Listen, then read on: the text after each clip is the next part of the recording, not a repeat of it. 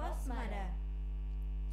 Di segmen kali ini, Posmada kembali hadir dengan tema Ki Hajar Dewantara, Warisan dan Relevansi di Era Digital. Sesuai dengan temanya, podcast kali ini kita akan membahas kilas balik mengenai sejarah Hari Pendidikan. Dan seperti yang kita tahu bahwa Ki Hajar Dewantara adalah Bapak Pendidikan Nasional. Benar sekali. Kemarin tanggal 2 Mei kita juga ikut meramaikan Hari Pendidikan Nasional dengan mengadakan upacara. Sebelum podcast yang lebih dalam, kira-kira viewers sudah kenal belum dengan kita? Sebaiknya kita kenalan dulu ya. Perkenalkan, nama saya Christine Cecilia Ayu Anasta. Dan dengan saya Azara Salva Nafisa Christian. Tadi kan kita sudah perkenalkan diri sebagai host yang akan menemani viewers dalam beberapa menit ke depan ya. Sekarang kita kenalan lagi dengan Bu Guru Cantik yang akan menjadi narasumber dalam segmen kali ini. Ya, halo viewers, assalamualaikum warahmatullahi wabarakatuh. Ya, perkenalkan nama saya Nurul Fauzia Asal, biasanya dipanggil Bu Uci. Saya di Smarifda mengajar bahasa Indonesia dan bahasa Jawa. Seperti viewers udah gak sabar ya? Tanpa berlama-lama lagi, kita langsung saja ke sesi pertanyaan. Siapa sebenarnya Ki Hajar Dewantara dan apa peran penting dalam sejarah pendidikan nasional? Ya, terima kasih atas kesempatan yang diberikan. Ini saya POV sebagai guru yang juga membaca biografi beliau ya. Kalau terkait dengan sejarah mungkin akan lebih matang lagi di pelajaran sejarah bersama dengan Pak Fani atau Pak Iwan ya. Ya baik, jadi saya ingin menjelaskan secara singkat bahwa Ki Hajar Dewantara ini merupakan salah satu tokoh ya, pahlawan nasional yang beliau ini lahir pada tanggal 2 Mei 1889 di Yogyakarta, dan beliau ini merupakan keturunan bangsawan Jawa karena beliau ini merupakan cucu dari Sri Paku Alam III dan beliau merupakan putra dari Gusti Pangeran Haryo Suryaningrat. Nah, dengan adanya istilahnya privilege beliau sebagai bangsawan Jawa waktu itu, alhamdulillah beliau memiliki kesempatan untuk bersekolah di ELS. Kalau bahasa Belandanya saya tidak bisa membacanya gimana ya, tapi kalau bisa kita artikan adalah sekolah dasar Belanda, yang mana itu untuk anak-anak Eropa dan tidak semua rakyat Indonesia itu bisa sekolah di sana. Dan alhamdulillah setelahnya beliau mendapat kesempatan untuk lanjut untuk sekolah di Stovia ya, atau kalau kita artikan itu yaitu di Sekolah Dokter Jawa. Akan tetapi di tengah perjalanan beliau ternyata ada kendala kesehatan sehingga tidak bisa melanjutkan pendidikan di Sekolah Dokter Jawa tersebut. Nah, akan tetapi dengan bekal pengetahuan beliau tentang pendidikan yang sangat luas serta juga beliau memahami kearifan lokal, kebudayaan lokal gitu ya. Akhirnya beliau pun menggabungkan antara pendidikan ya dengan unsur-unsur budaya tradisional Jawa ya, untuk memperjuangkan pendidikan di Indonesia yang sama-sama untuk memperjuangkan kesetaraan gitu ya, kesetaraan bagi rakyat Indonesia untuk juga mendapatkan pendidikan yang layak seperti itu. Lalu apa latar belakang ditetapkannya tanggal 2 Mei sebagai Hari Pendidikan Nasional? Ya, untuk tanggal 2 Mei kemarin alhamdulillah ya kita rayakan di Smarifda dengan melaksanakan upacara ya atau apel gitu ya, bersama dengan Pak Waka Kesiswaan ya, Pak Basori. Ya, ditetapkannya tanggal 2 Mei untuk memperingati Hari Pendidikan Nasional ini berbekal dari tanggal lahirnya Bapak Pendidikan kita, Ki Hajar Dewantara ya. Ini pun sudah diputuskan melalui keputusan Presiden nomor 316 tahun 1959, itu sejak dulu sudah ditetapkan sebagai Hardiknas. Nah, hal ini ditujukan untuk mengenang dan juga mengapresiasi perjuangan dari Ki Hajar Dewantara dalam memperjuangkan kesetaraan pendidikan bagi masyarakat Indonesia waktu itu yang tidak semuanya bisa menempuh pendidikan gitu ya. Kemudian tujuannya pun juga untuk membentuk generasi yang cinta tanah air dan juga siap untuk memperjuangkan kemerdekaan waktu itu. Nah, hal ini juga sesuai dengan pengalaman beliau ya pada waktu itu setelah beliau diasingkan dari Belanda, karena beliau itu kan dulu selain juga bergelut di bidang pendidikan, beliau itu juga seorang jurnalis ya, jurnalis di media massa. Kemudian beliau itu punya hak untuk menulis ya, untuk menuliskan opini pendapat beliau menjadi sebuah artikel. Nah, itu ada salah satu artikel yang istilahnya dianggap mempropaganda masyarakat Indonesia waktu itu untuk melawan kolonial Belanda. Nah, akhirnya beliau diasingkanlah dari Belanda. Setelah itu baru beliau berkeinginan untuk membuat sebuah sekolah yang bisa digunakan oleh semua masyarakat Indonesia yang bernama Perguruan Taman Siswa. Nah, dari situlah muncul sistem pendidikan di Indonesia yang terintegrasi dengan budaya tradisional di Indonesia itu sendiri. Seperti itu.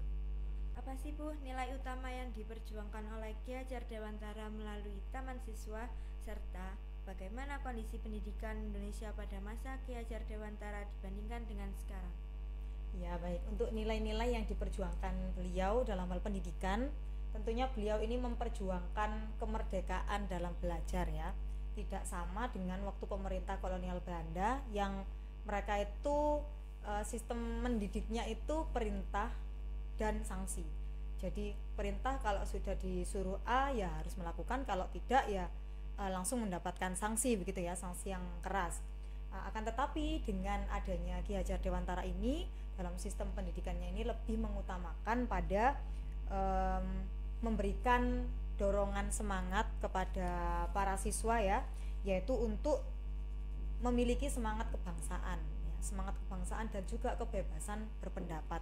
Jadi para siswa itu diberikan kebebasan untuk bisa menggali potensinya, untuk bisa mengasah bakatnya sesuai dengan bidangnya masing-masing.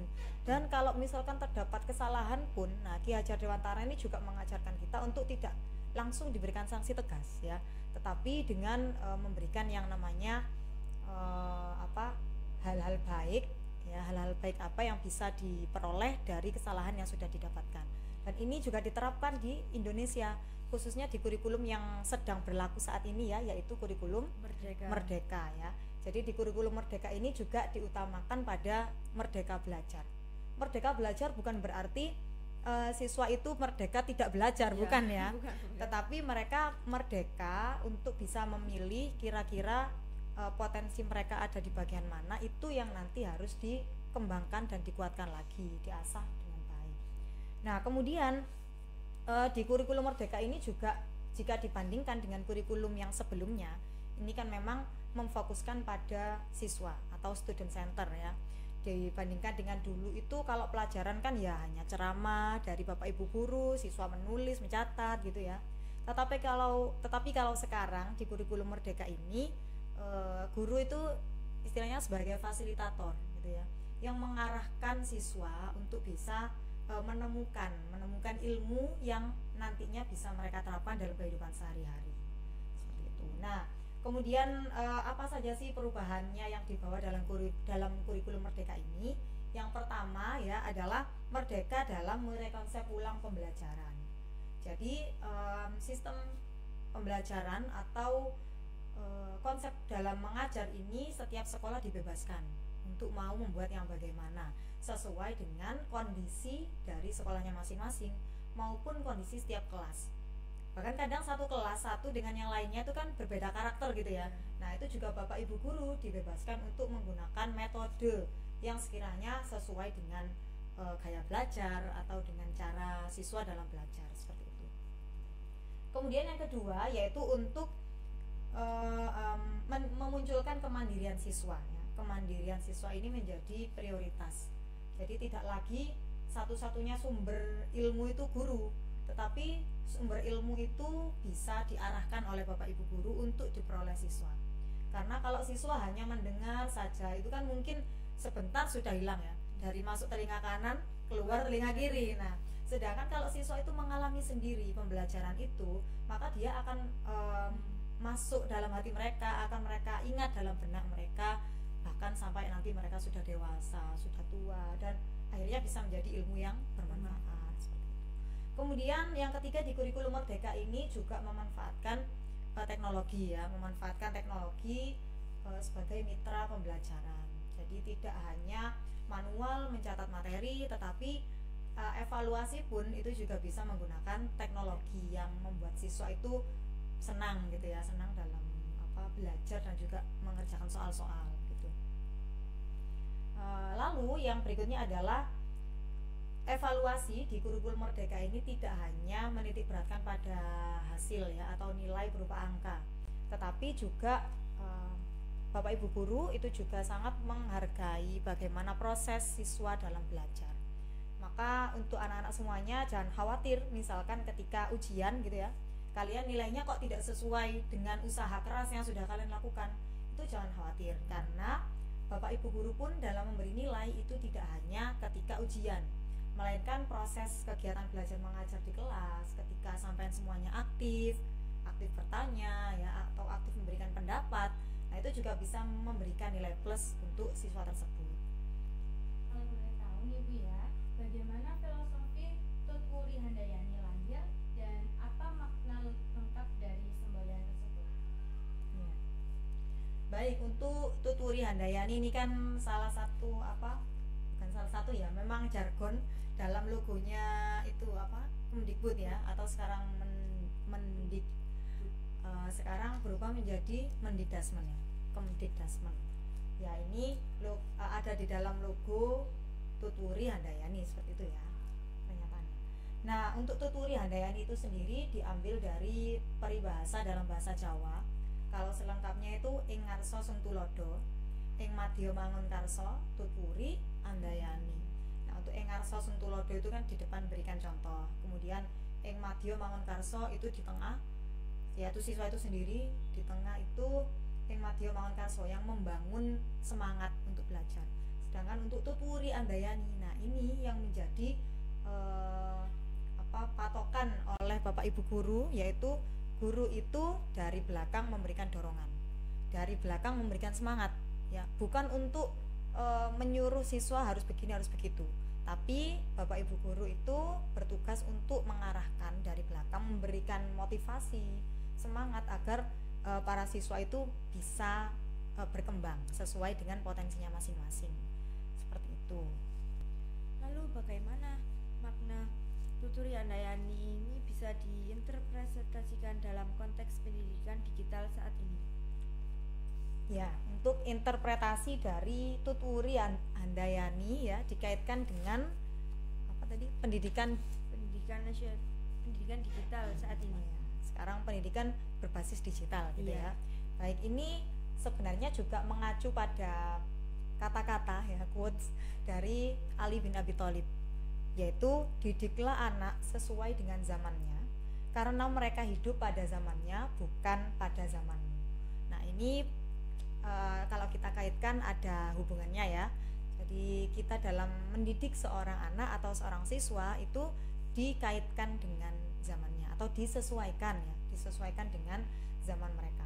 Bukan berarti kita mengikuti semua kecanggihan teknologi seperti yang dibawa dari luar negeri gitu ya, tetapi kita juga tetap harus menyesuaikan dengan nilai-nilai luhur yang ada di Indonesia, yang sekiranya nilai luhur itu tidak luntur oleh kebiasaan-kebiasaan yang ada dari luar negeri misalnya, tapi yang diambil adalah hal-hal baiknya, misalkan dengan mengintegrasikan pembelajaran dengan teknologi. Jadi teknologi itu kan bisa yang pertama untuk menyampaikan materi. Mungkin kalau dulu kan guru menjelaskan gitu ya, terus kalau menjelaskan ke semua kelas gitu ya, terus mungkin ada hal-hal yang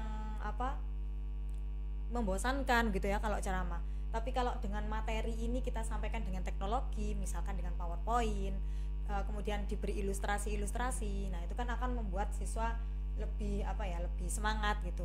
Selain itu juga bisa digunakan untuk alat evaluasi. Seperti sekolah kita kan sekarang ujiannya sudah tidak lagi menggunakan kertas ya, tapi menggunakan sistem apa? Pijar ya, pijar. Jadi kita bisa melaksanakan ujian dengan berbekal ponsel itu ya, tanpa menghabiskan banyak kertas. Nah, selain itu juga Bapak Ibu guru di kelas itu ada kan, kalian pernah mungkin mengerjakan soal menggunakan quizzes? Iya. Pernah ya. Nah, jadi guru itu juga bisa menggunakan teknologi untuk mengecek seberapa paham siswa tentang pembelajaran yang sudah disampaikan. Nah, bisa dengan quizzes ini. Jadi siswa tidak mengerjakan pertanyaan itu tidak dengan tidak dengan takut atau dengan tekanan, tapi malah dia akan tertantang untuk mendapatkan poin tinggi mengalahkan teman-temannya. Karena di quizzes kan bisa dilihat ya klasemennya, siapa yang mendapat peringkat teratas. Nah, seperti itu. Itu sih yang menurut saya. Bagaimana Bu peran penting orang tua dalam meneruskan semangat pendidikan yang berpihak pada anak sebagaimana dicontohkan oleh Ki Hajar? Ya, untuk peran dari orang tua ini tentunya sangat penting. Karena keberhasilan pendidikan itu tidak hanya dibebankan 100% dari sekolah atau Bapak Ibu guru, melainkan harus ada kerjasama antara sekolah, siswa, dan juga orang tua ya. Apalagi orang tua ini kan waktunya lebih banyak dihabiskan bersama anak daripada dengan Bapak Ibu guru. Kalau di sekolah kita mulai dari jam 7 sampai jam 3 saja, selebihnya kan sudah bersama orang tua. Nah, jadi ini perlu adanya kerjasama dari orang tua. Kalau Bapak Ibu guru di sekolah sudah memberikan dorongan semangat, maka kami harap juga orang tua di rumah juga bisa memberikan motivasi untuk siswa, entah itu dengan ucapan gitu ya, selamat ya kamu sudah melewati hari ini dengan baik misalnya, apresiasi, atau bisa juga mengucapkan semangat gitu ya setiap mau berangkat sekolah misalkan, supaya anaknya bisa bersemangat dalam menjalani aktivitas di sekolah seperti itu. Kemudian itu tadi dari dukungan emosional ya. Selain itu juga orang tua pun bisa memberikan teladan. Tidak hanya Bapak Ibu guru ya yang dianggap digugulan, ditiru, tapi orang tua pun juga bisa memberikan teladan yang baik untuk anak-anaknya, sehingga juga bisa mengikuti perbuatan baik seperti itu. Dan tentunya tidak kalah penting juga harus berkomunikasi dengan sekolah, karena tadi ya supaya pendidikan itu berhasil harus ada komunikasi yang baik antara sekolah juga dengan orang tua, supaya bisa tahu bagaimana perkembangan siswa selama di sekolah, apa permasalahan yang dihadapi, sehingga nanti bisa ditemukan jalan keluarnya seperti itu. Apa pesan penting dari peringatan Hari Pendidikan Nasional, serta apa harapan Bu Uci untuk pendidikan Indonesia di masa depan? Ya, pesan penting dari peringatan Hari Pendidikan Nasional 2025 ini saya mengambil dari tema tema dari kementerian ya. Jadi tema Hardiknas tahun ini adalah partisipasi semesta, wujudkan pendidikan bermutu untuk semua. Nah, maksudnya partisipasi semesta di sini semua unsur di dunia ini harus saling berkolaborasi, bekerja sama. Ya, seperti yang tadi saya sampaikan, antara siswa, guru atau sekolah, kemudian orang tua, serta tenaga kependidikan pun ya, TU dan lain sebagainya. Itu semuanya harus bisa bersinergi untuk menciptakan pembelajaran yang bermutu, sehingga nanti bisa meningkatkan atau memajukan pendidikan di Indonesia. Dan tujuan utamanya adalah supaya siswa bisa menjadi generasi yang unggul. Ya, unggul. Kalau sekolah kita punya visi ya, unggul dalam prestasi berdasarkan iman dan takwa. Itu sangat-sangat selaras ya dengan tema pendidikan kita. Kemudian untuk harapan saya sendiri ya, harapan saya untuk pendidikan di Indonesia ini bisa semakin maju, bisa semakin bermutu, kemudian nanti bisa mencetak lulusan yang siap untuk berkompetisi hingga ke kancah internasional. Jadi harapannya nanti bisa tercipta Indonesia Emas 2045. Amin. Oke, Pop Viewers, itu tadi beberapa penjelasan dan wejangan dari Bu Uci selaku guru SMA Ma'arif Ilmu Pandaan. Mungkin dari Bu Uci ada pesan penutup yang ingin disampaikan? Ya, terima kasih. Jadi Jadi untuk anak-anak siswa-siswi SMA Maarif Anu Pandaan maupun siswa-siswi dimanapun kalian berada, tetap semangat dalam belajar, gali potensi kalian dan jadilah generasi yang unggul. Kemudian saya juga mohon maaf apabila dalam penyampaian saya ada hal yang kurang berkenan ya. Terima kasih. Kami harap untuk viewers dimanapun kalian berada, semoga selalu semangat dalam menempuh pendidikan dan mampu mengimplementasikan sikap-sikap Ki Hajar Dewantara. Kami dari Posmada mengucapkan terima kasih banyak kepada Bu Uci karena sudah menyempatkan sedikit waktunya untuk hadir dan sharing mengenai kilas balik dari Ki Hajar Dewantara. Oh iya, BPDB SMA Maarif NU Pandaan sudah dibuka untuk gelombang 2-nya. Informasi selengkapnya scan QR di berikut ini. Jangan sampai ketinggalan ya. Kami selaku host pamit undur diri. Dan sampai jumpa di segmen Posmada selanjutnya. Wassalamualaikum warahmatullahi wabarakatuh. Waalaikumsalam warahmatullahi wabarakatuh. Terima kasih.